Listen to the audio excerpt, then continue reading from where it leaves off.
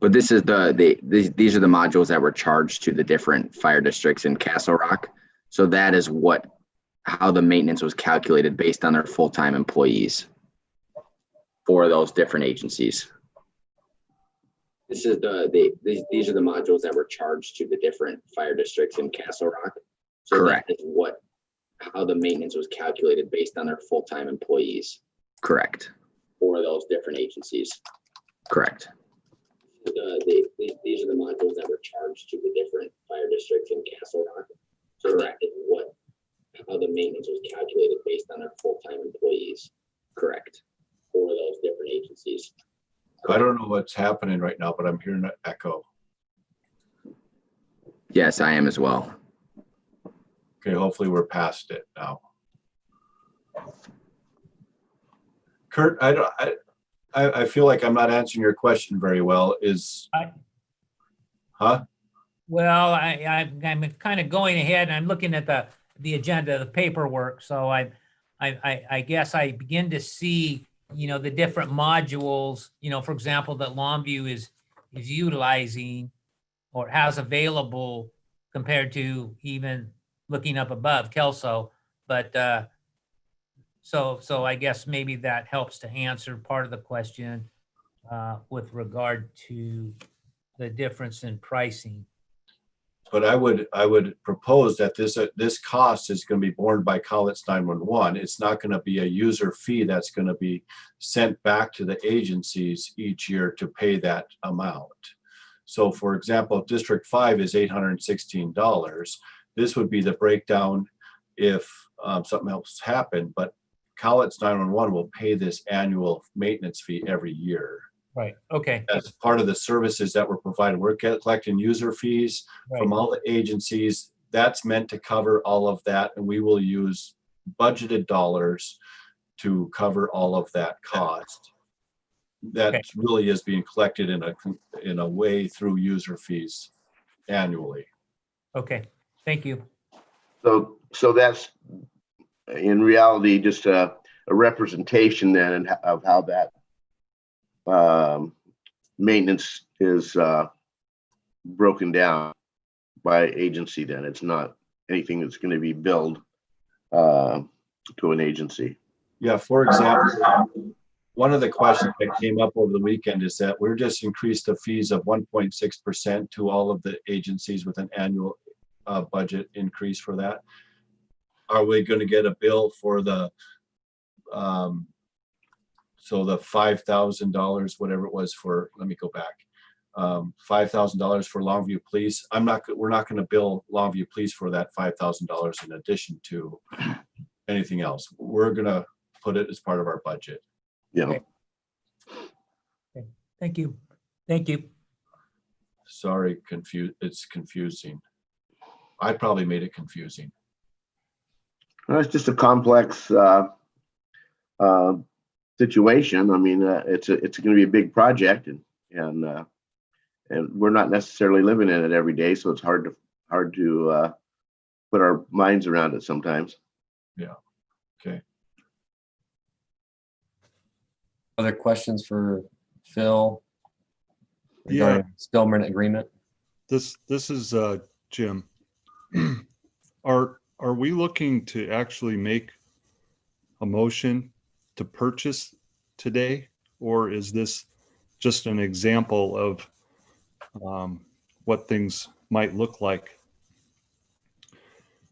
No, I'm asking for approval for this today. We were back in May, the decision was made to go sole source and to negotiate an agreement for the purchase of Spillman. And so that's what this here. Yeah. So I've heard some concerns that some of the CAD Technical Advisory Committee folks and other departments has not got a chance to review the details to make sure that each department is truly getting what they need. And like, for example, our technical advisory committee member, when I showed this to him, he said, yes, I've never seen it, never had any input. And I don't even know what some of it means.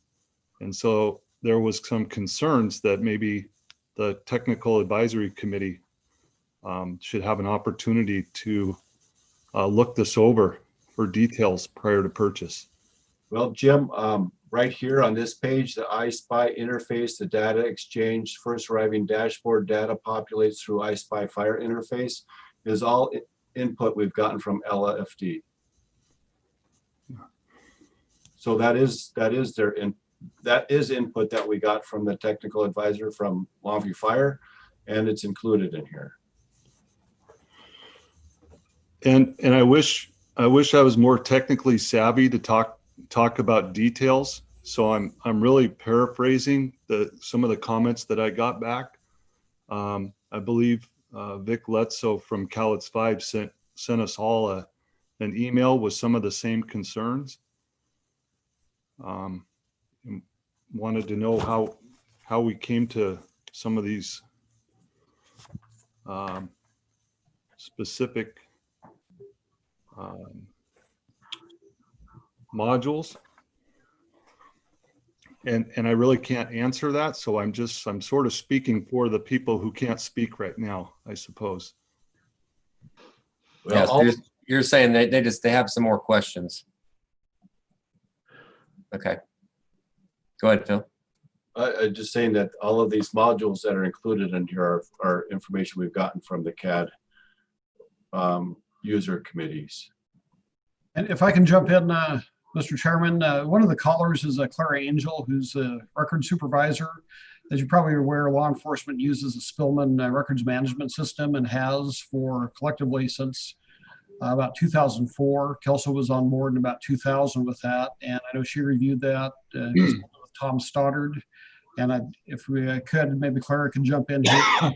Also defer to maybe Troy Brightbill can fill in some gaps on some what they saw on the proposal and some questions they may have. Yeah, Clara, it looks like you're on the phone, so make sure you're unmuted. If you have any questions or input, go ahead.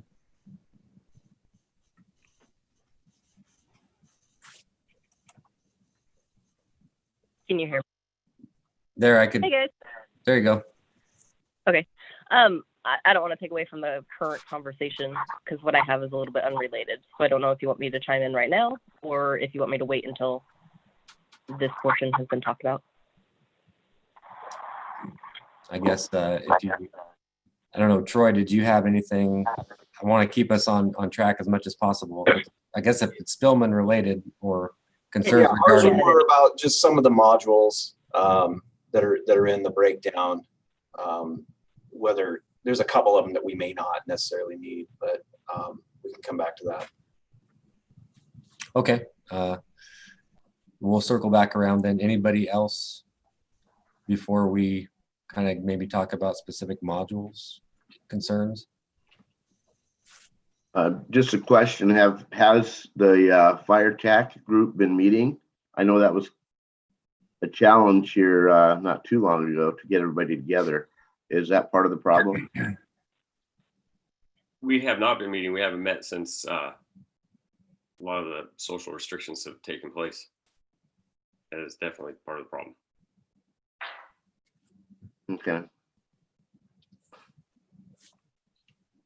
Okay. Anybody else? Comments, questions, concerns?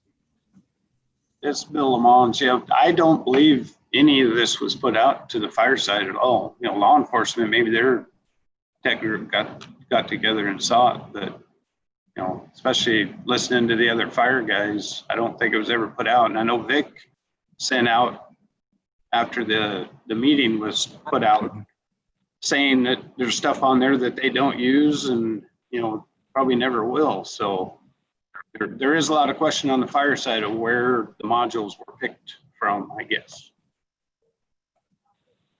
Okay. But it seems to me, and Dave, are you still on here? Didn't you guys convene a meeting shortly after one of our last, I don't know, last meeting or the meeting before? So yes, and I have a meeting, a discussion with Travis, our representative, and Bert as soon as I get off of this Zoom meeting. But one of the things that I've been concerned about, and I keep pressing Travis on, is that the fire TAC group has not been meeting. They have not been very engaged from my perspective, and that's what I'm trying to find out about today. They're a fractured group. Okay. If I can chime in on the law side. Okay. It's Troy Brightville again. We have met a couple times since COVID, but we weren't part of the discussion as far as the Spillman modules and stuff. We discussed some of those in the big picture early on, but the final negotiations and stuff that 911 has been doing, that's not been down at our level. So there may be some, I guess, review needed. But Troy, you guys have been meeting regularly, haven't you, as a law TAC?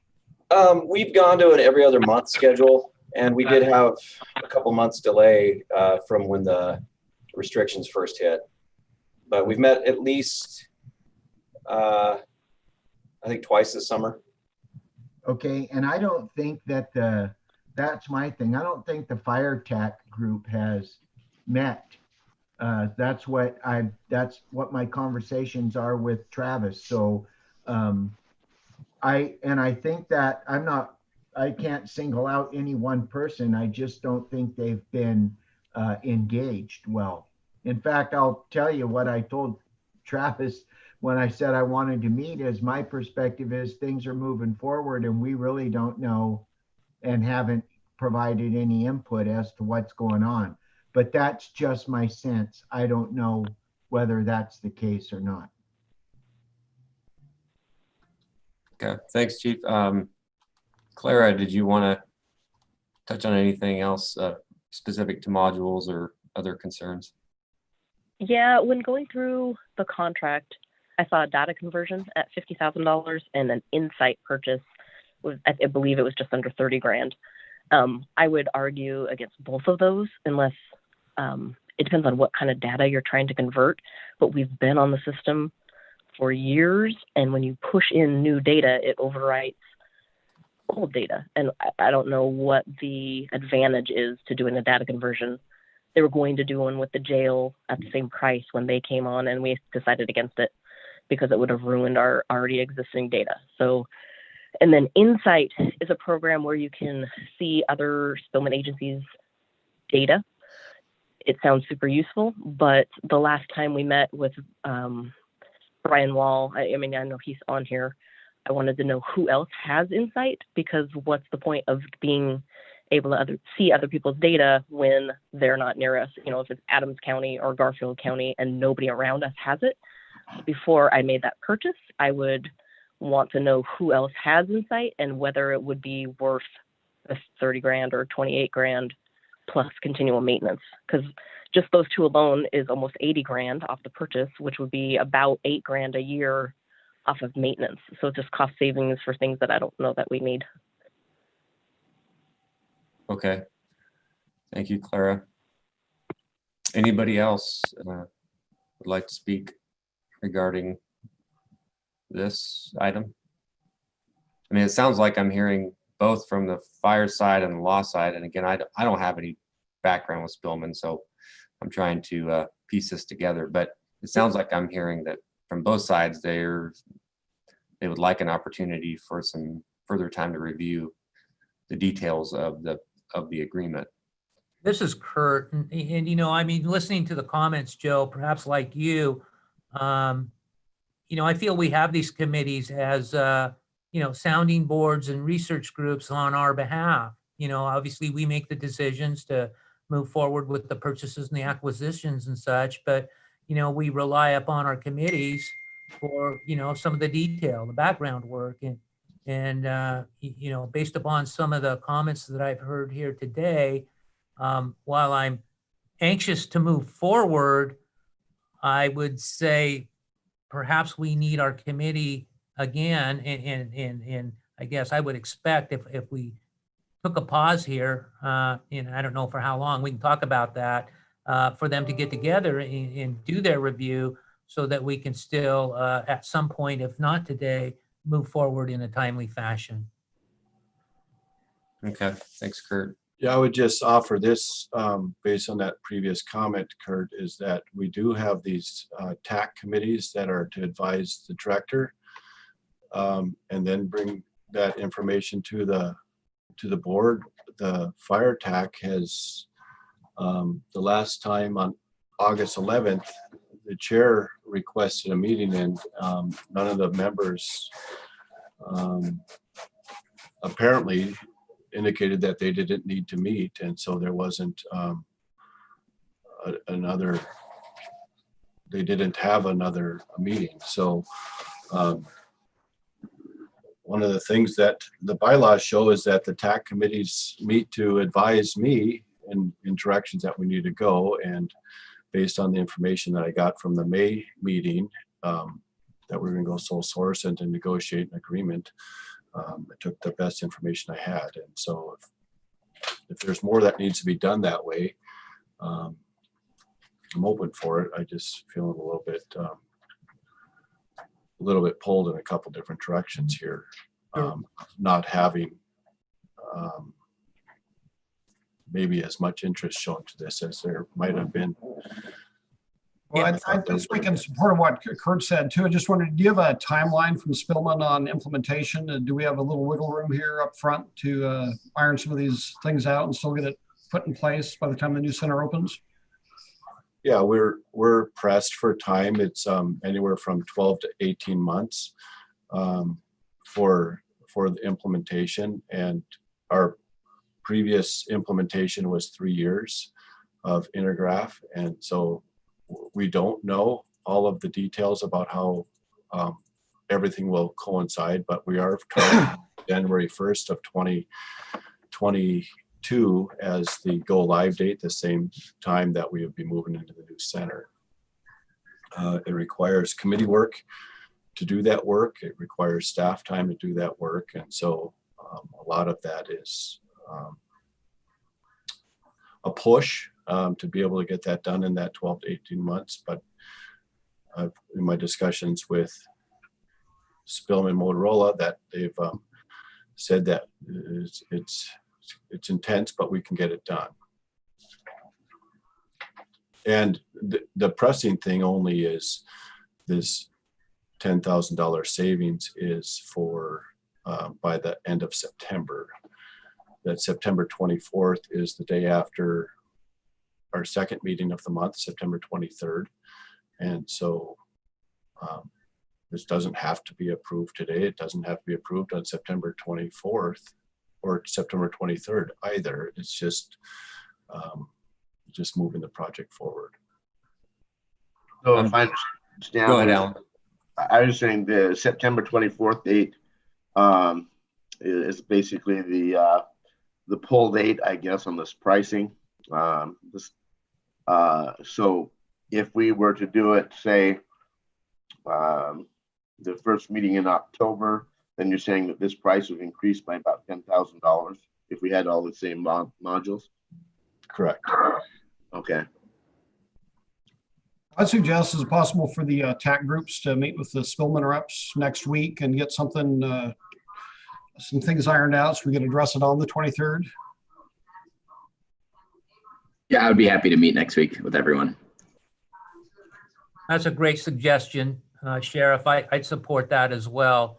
And I really encourage our TAC groups, particularly fire, if they could, to kind of come together, hopefully, and provide some of their concerns as well, if they have some.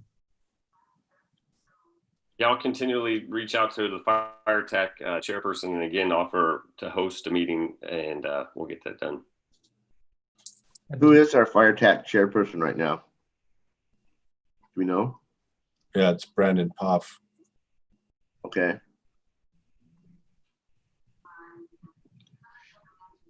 Yeah, it's important. It sounds like that these groups meet. It sounds like there's at least some individuals are hearing from folks that there's some input regarding this agreement. But if the TAC groups aren't actually meeting, then that makes it a challenge. So yeah, it's vitally important. It sounds like that they do meet prior to our next 911 meeting.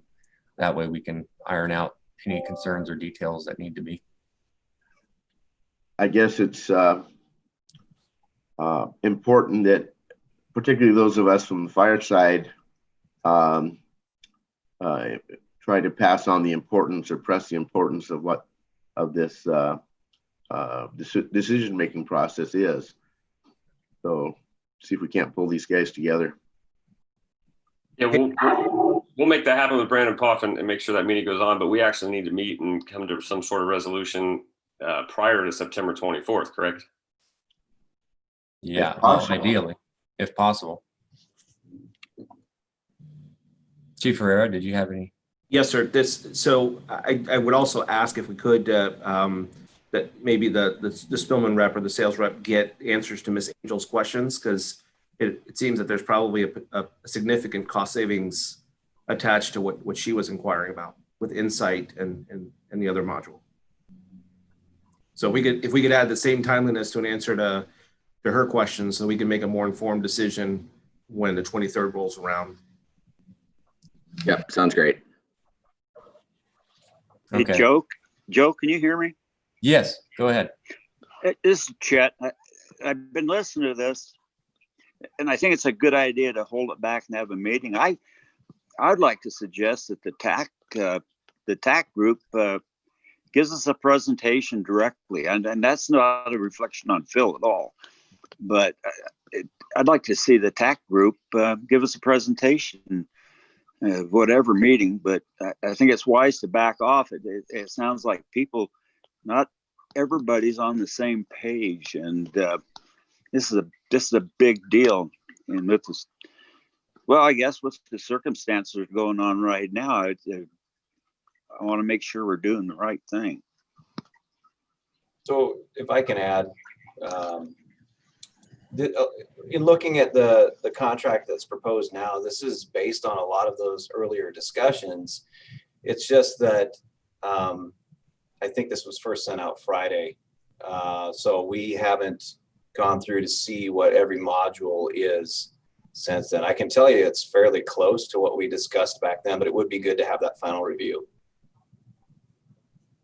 Yeah, and I understand it'll become clearer probably as the TAC group's review and Clara's questions get answered. But if we are under a bit of a time crunch regarding this opportunity to save some dollars, but on the flip side, if we needed more time, I don't have any clue if that's needed or not, but it sounds like there's some potential savings out there that might, even aside from the $10,000, I guess, sign now deal. It sounds like there's a potential for some other savings through items we may not need. But there is, at least at this point, my understanding, it sounds like we would like to get this taken care of sooner than later, just because of Phil's departure as well will probably could complicate this moving forward in a timely manner. So, yeah, I don't think this is dependent on me staying or leaving at all. It's we put together all of the information that we've gathered since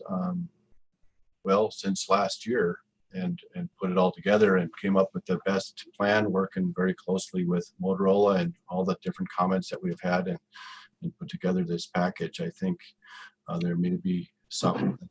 I think what Troy said is that there was it's very close, and if in all likelihood it is what we discussed earlier this year. And certainly some things have also changed.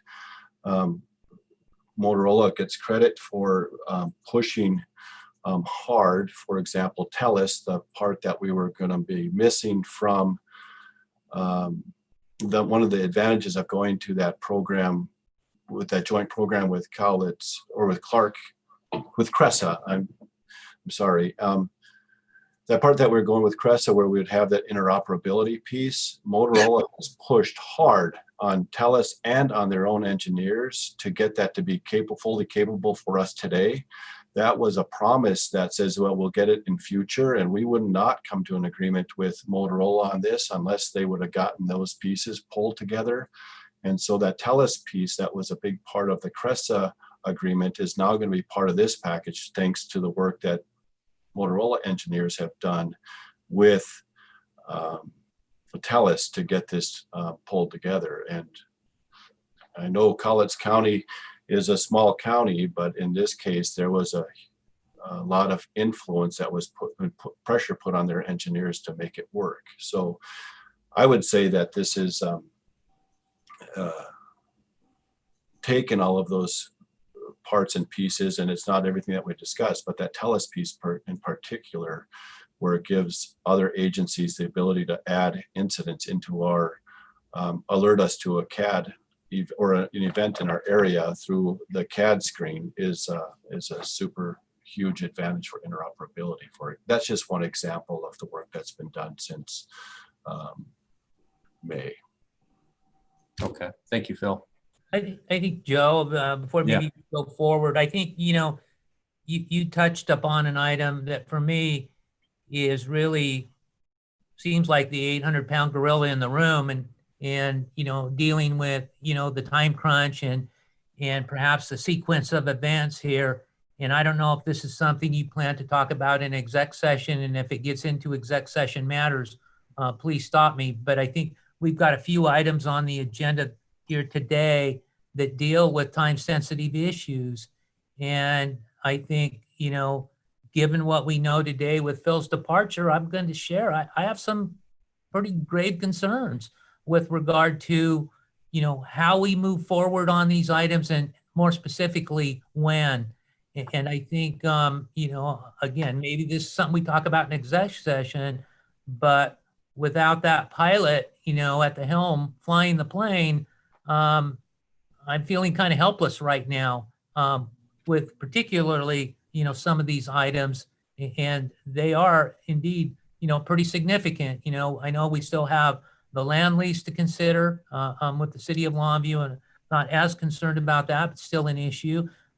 We have, I think, before us a settlement agreement with one of the tenants there. And again, as I'm understanding, kind of a time-sensitive issue, perhaps because of, moving forward with our construction project. And thankfully, we do have Norm there to assist with that. And then we're talking about, a $15 million bond issue. And, those are all matters of significance. And timing, I think, probably is important. But, how we go about that and, what our path forward is, I think is probably a pretty important conversation for us as it relates to those items. Yep, I agree, Kurt. I think those are all fine things to point out now. I believe we will have the opportunity, and hopefully I see Frank's on here, so hopefully he can correct me if I'm wrong, but during executive session, while we discuss, I think, qualifications potentially for maybe some individuals that could help us bridge the gap as we we have a move from the near future into more of the long-term view. I think a lot of that information we can probably get into those details. For specifically the Spillman purchase agreement, it sounds like, so maybe we can wrap this up for the time being. It sounds like I'm hearing the tax should meet, both the law and fire tax should meet. That is extremely important, and the reps from Spillman can get input from those groups, but also from Clara, and maybe Clara is in on that law tax, or maybe you combine those somehow. But we get all of that input, get these questions answered, and then we end up with a sort of a final product for us to consider, hopefully at the meeting at our next meeting in September. Yeah, I would agree with that. So that sounds good. No, I'm pleased with that decision. Okay, does that sound like the plan? I tried to sum up what I was hearing. Does that everybody sound like that's right? Yes. Yep, Okay. I agree. I agree with that. Okay. Does that work, Clara, for you? Yeah, Okay. that works for me. All right, that'll be the plan regarding the Spillman purchase agreement. And if there's nothing else on that one, Phil, what about the shared agency agreement? And that's part of the shared agency agreement is part of the agreement with the Spillman contract. What that does is the Cowlitz County already is the primary of that agreement. And so we've reviewed this, gone through this work with the attorney and made some modifications so that it references the warranties that we have with radio consoles rather than with the original purchase of Spillman that the county did, which is a primary in 2004. So we'll have it much more current and current language. So anyway, that'll tie in with the purchase agreement and it doesn't need to be addressed now. Okay, great. Thank you.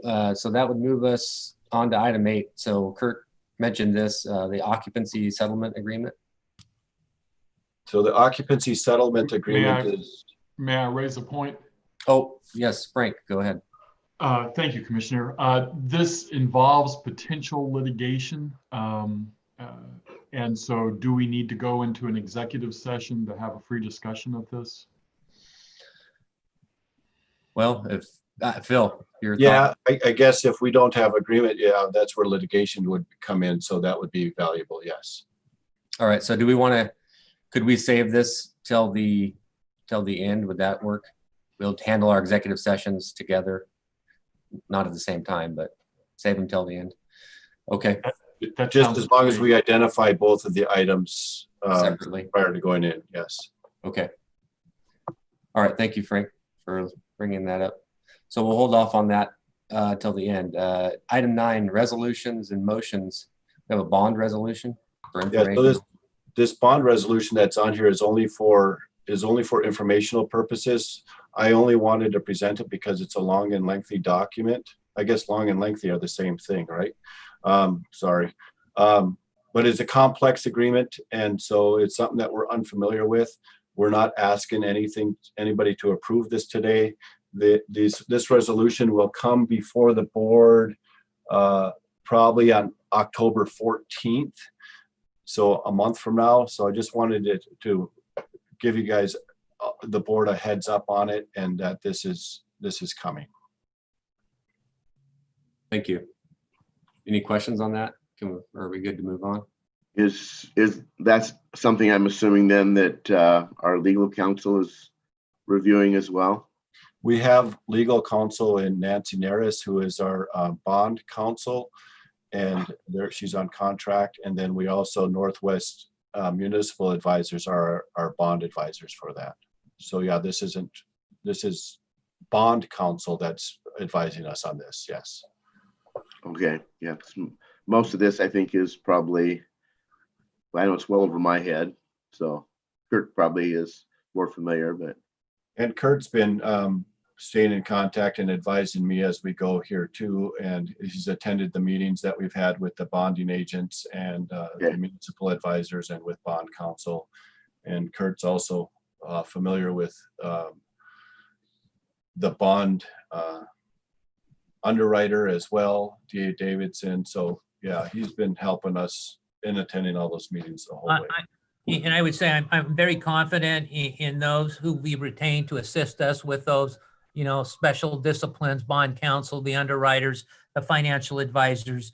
The one conversation I think we will need to have internally amongst us is one with probably Rachel as much as anyone, and it has to deal with ongoing disclosures, which are very important pieces that fall upon us as a responsibility, the agency, and something, that if there's some help needed there, we'll want to understand that and make sure that we provide for whatever help is needed, for those ongoing disclosures, because you need to make sure to, dot your I's and cross your T's, because the penalties that could be forthcoming from the IRS are pretty significant and not something we would want to have to deal with. Okay, thank you. Any other questions on that? All right. Up next, director's report. Thank you. We have a facility update. The facility, we are in the final 3 weeks of construction documents. It's scheduled to go out to bid October 8th. Bid award or bids are due back November 5th. And this will also kind of tie in with November board meetings. So you might want to make a decision about that now too. November 11th, which would be our first meeting in November, is a holiday. And waiting until the end of November to do that bid award might be, it just might put a delay in. It doesn't really matter, but that delay may be there. So I would suggest that perhaps the board could meet on November 18th instead of November 11th, instead of the November 2nd meeting in November, and just have that one meeting November 18th and look for a bid award for that date. And when were the bids due? I'm sorry, Alan, I didn't catch that. When are the bids supposed to be, what's the deadline for bids? You're breaking up a little bit. November 5th is the due date for the bids. November 5th, okay. Yeah. So that would give staff,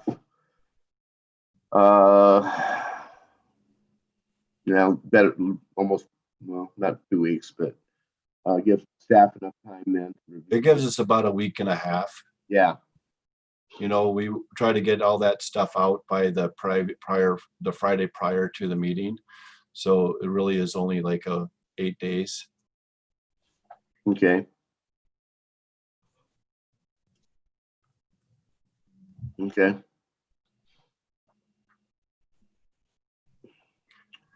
And that's all the architect walks us all through that process on those evaluations of those bids. Right. Right. And I'm assuming that Vice Fergus Miller has people available to review those between those dates. Okay. Yep. Okay. So do we need to make a motion to have a special meeting? Well, I would suggest that we could advertise. We have enough time that we could to schedule that meeting as a regular meeting.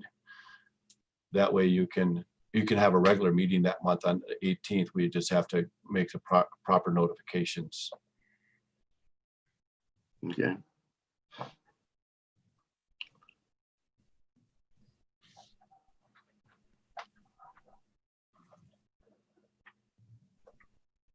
But yeah, if you would like to if we could have a motion to that effect and give the clerk direction, or the director direction to, it would be the clerk, to give the clerk direction to schedule a regular meeting with the proper notifications for November 18th. I would make that motion. Second.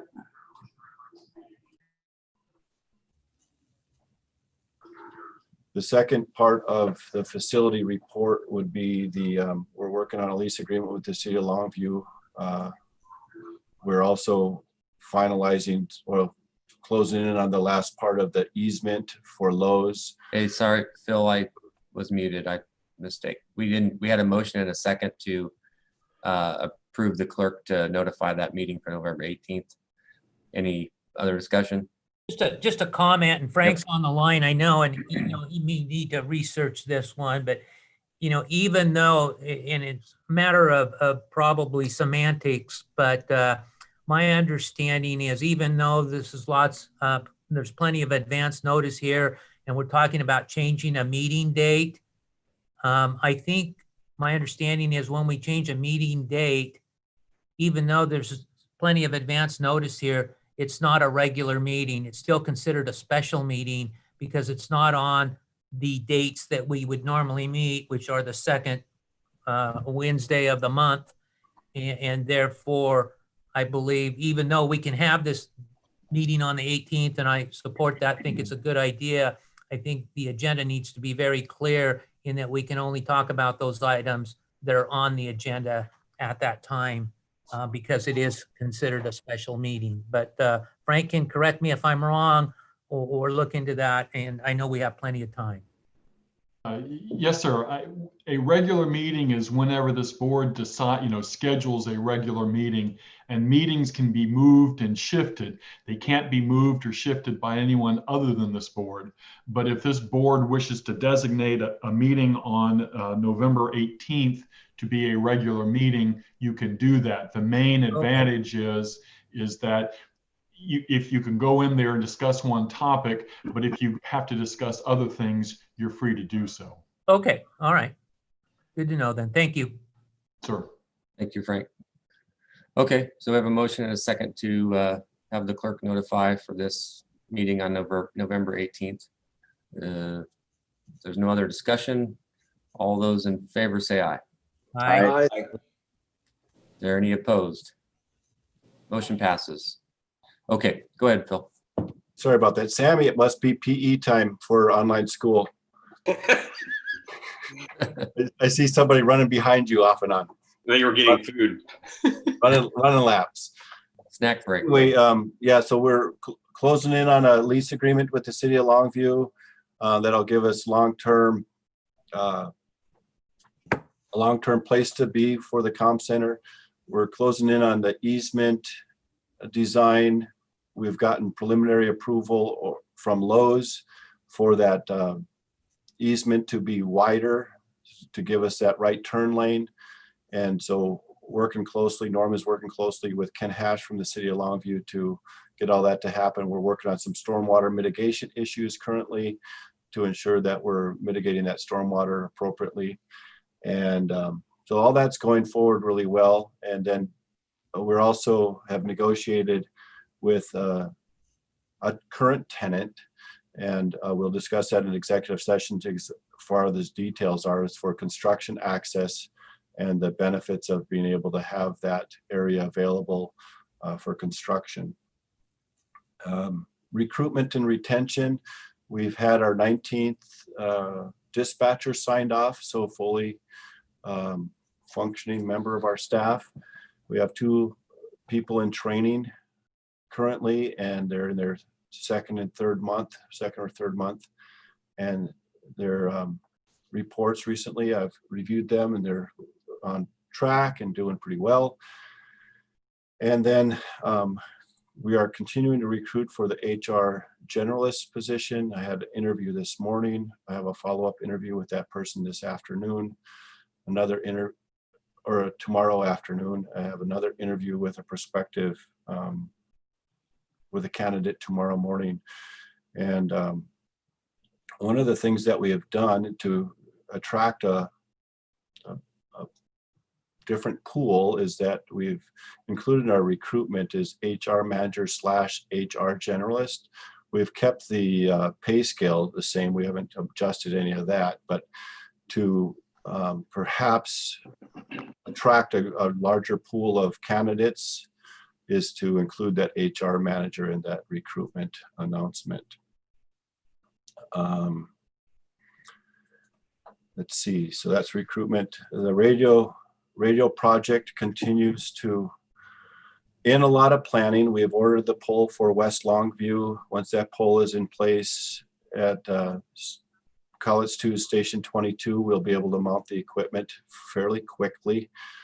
The equipment is ordered for, the order to move Castle Rock's equipment up to the ball field is in process. We're working on some final language stuff with Woodland to get that agreement done. We had some civil work that we examined yesterday with our consultant, Mr. Palance, to understand fully the change that has, some of the civil work changes that were necessary for there. And the Deer Island one, we're continuing to negotiate with Mr. Gray, the property owner there in Deer Island, or the property representative. And we have a meeting with Day Wireless, Mr. Gray, and us next Tuesday, if I remember correctly, and hopefully can get that work started soon as well. So fortunately, none of those sites are in high elevations where snow shouldn't impact us. So looking forward to having some of the infrastructure improvements made. I wanted it done by the end of the year. It looks like it'll be into the next year, but at any rate, it's still work that's continuing. And I think that concludes my report. Any questions? All right, I'm not seeing any questions for you, Phil. If that's the case, we will go ahead and move on. So do we have anything under old business? All right, doesn't look like it. Item 12, do we have any board comments or board committee reports? It's Troy Brightville again. The Law TAC met yesterday. We discussed, well, Phil's departure and some issues obtaining 911 radio and phone traffic, changing that process. And it looks like we've already got a solution for it as of today. And that's all that I have to report. We didn't have the contract came in on Friday while I was off, so we didn't review it at the meeting. Okay, thank you, Troy. Any other reports or comments? All right. If that's the case, we will move on. Item 13, we do have some need for a couple of different executive sessions today. I think the first one we will take on would be the settlement agreement. So that would be potential litigation. And how much time do you think we will need for this? What I would suggest is because we don't have to break up the two, what I would suggest that go into executive session for 20 minutes. I think the qualifications is probably long, and I don't know how long the settlement would take, but I would just say 20 minutes, and then we can come back on if we need more time. Okay, so we'll start with 20 minutes. If I understand you, then Frank, we're combining. So both it's going to be, this executive session is both under potential litigation and then the qualifications of a public employee. Correct. Okay, so 20 minutes. And then go ahead. Just for a process question, Chair, how do we get back to announce that it might be extended when we're on Zoom? That is it. Do you want me to, as the host, to create a breakout room? Well, as I understand it, this is the actual Zoom application is not open to the public unless Rachel says I'm wrong, but we have a link on the 911 website it takes you to a YouTube presentation. So I think we can pause or log out of the YouTube, and then that technically excludes the public, unless I'm way off on that, Rachel. You could. Well, as the host, I had to allow everybody in, so we could take the people that can't be part of it out, right? And just announce that then that it's going to be extended. That was a part I didn't know how we would announce that it would be extended. I know I can limit the number of people who are in it. Yeah, I've never had the experience with Zoom to do a breakout room, but if we wanted to try that, we could. Yeah, we could move people to the waiting room. Ooh.